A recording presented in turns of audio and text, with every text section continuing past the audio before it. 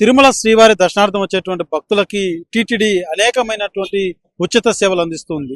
ముఖ్యంగా సడక్ మార్గం ఉండేటువంటి భక్తులంతా కూడా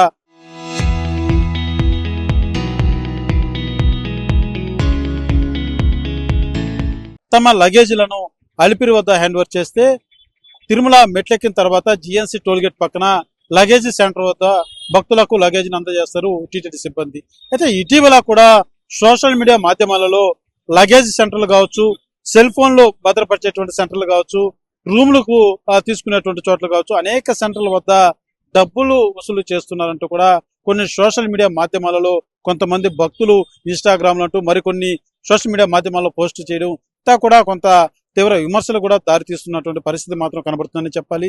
నిన్న కొంతమంది భక్తులు తిరుమలకు రావడం జరిగింది. లగేజీ అలిపిరి వద్ద ఇక్కడ ఇచ్చి తర్వాత కొండ మీద ఏదో తిరుమల క్షేత్రంలో లగేజీని తీసుకుంటున్నటువంటి క్రమంలో అక్కడ ఉన్నటువంటి సిబ్బంది డబ్బులు తీసుకుంటున్నటువంటి వీడియోని వాళ్ళు రికార్డ్ చేసి సోషల్ మీడియా మాధ్యమాలలో కూడా పోస్ట్ చేయడం జరిగింది. అయితే దీనికి సంబంధించి సోషల్ మీడియా మాధ్యమాలలో కూడా తీవ్ర విమర్శలు కూడా వెలువెత్తున్నటువంటి పరిస్థితి మాత్రం కనబడుతుందని చెప్పాలి. అయితే చిన్నపాటి ఉద్యోగస్తులు అయినప్పటికీ కూడా వసూలు అన్నది అంటే కేవలం ఈ యొక్క లగేజీ సెంటర్ వద్దే కాదు, అనేక సెంటర్ల వద్ద కూడా ఇదే రీతిలో వసూలు పాల్పడుతున్నారంటూ కూడా సోషల్ మీడియా మాధ్యమాలలో పోస్టులు విమర్శలు వెలువెత్తున్నటువంటి నేపథ్యంలో ఒకంత టీటీడీని అపవిష్ట పాలు చేసే విధంగా కూడా ఇలాంటి సమాచారాలు కూడా సోషల్ మీడియా మాధ్యమాలలో చక్కర్లు కొడుతున్నాయని చెప్పాలి. అయితే ఇటీవల ఈ యొక్క వ్యవహారం ఏదైతే ఇప్పుడు మనం లగేజీ సెంటర్ కు సంబంధించి మాట్లాడుకున్నట్టయితే కేవలం అక్కడ వసూలు చేయడమే కాదు, లగేజీ బ్యాగులు కూడా అక్కడ చేర్చిన తర్వాత కొంతమంది అక్కడ సిబ్బంది బ్యాగుల్లో ఏదైతే కట్ చేసి బ్లేడ్ తోనో పూర్తిగా కట్ చేసి బ్యాగ్ లోపల ఉన్నటువంటి డబ్బులు కూడా దోచేస్తున్నారంటూ కూడా ఒక ఇన్స్టాగ్రామ్ లో ఒక వ్యక్తి పోస్ట్ చేసినటువంటి వీడియో కూడా ఇప్పుడు వైరల్ గా మారిందని చెప్పాలి. ఇలాంటి వ్యవహారాల పట్ల టీటీడీ పూర్తి స్థాయిలో నిఘా ఉంచాల్సిన అవసరం ఉంది.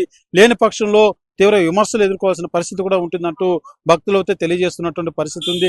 సోషల్ మీడియా మాధ్యమాలలో ఈ రకంగా అక్రమ వసూలు కావచ్చు, లేకపోతే భక్తుల యొక్క బ్యాగుల్లో దొంగతనాలు కావచ్చు, ఇవన్నీ కూడా ఒకంత తీవ్ర చర్చనీయాంశంగా మారింది సోషల్ మీడియా మాధ్యమాలలో. దీన్ని కట్టడి చేయకుంటే మాత్రం పూర్తి స్థాయిలో విమర్శలు వెల్లువెక్కేటువంటి పరిస్థితి ఉంటుంది. కాబట్టి టీటీడీ అధికారులు ఈ యొక్క వ్యవహారాల మీద పూర్తి స్థాయిలో ఎలా నిఘా ఉంచుతుందో, ఎలా స్పందిస్తుందో వేచి చూడాల్సిన పరిస్థితి మాత్రం నెలకొందని చెప్పాలి. కెమెరా పర్సన్ కోటితో సురేష్, RTV, తిరుపతి.